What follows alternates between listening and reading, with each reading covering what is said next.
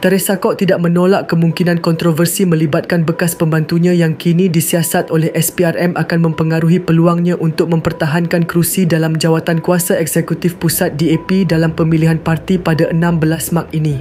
Mengutip laporan Malaysia Kini, berkata dia sedia maklum ramai pihak yang tidak berpuas hati dengannya susulan penangkapan bekas kaki tangannya itu yang didakwa terlibat dalam rasuah berhubung pembekalan papan pintar interaktif ke beberapa sekolah di Kuala Lumpur.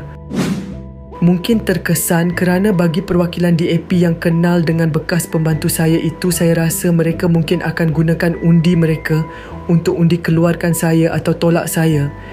Katanya kepada portal berita berkenaan ketika ditanya kemungkinan ada gerakan yang ingin menjatuhkannya dalam pemilihan DAP. Bekas pembantu saya ini dah berkhidmat dengan saya lebih 10 tahun. Jadi ada ramai ahli yang tidak dapat terima bila saya ambil tindakan pecat dan hentikan perkhidmatan dia pada tahun lepas ketika mana saya dapati berlaku penyelewengan tanpa pengetahuan saya. Penyelewengan terhadap peruntukan kawasan parlimen saya dan sejak waktu itu beberapa ahli DAP Seputih tidak puas hati dengan saya. Mereka sebar banyak kritikan terhadap saya di kalangan ahli DAP dan pemimpin cawangan, tambahnya. Pada 6 Mac, naib pengerusi DAP itu mendedahkan SPRM telah menahan 2 bekas kaki tangannya yang sebelum ini menguruskan kewangan dan dana kawasan di pusat khidmatnya sebelum mereka meletakkan jawatan tahun lalu.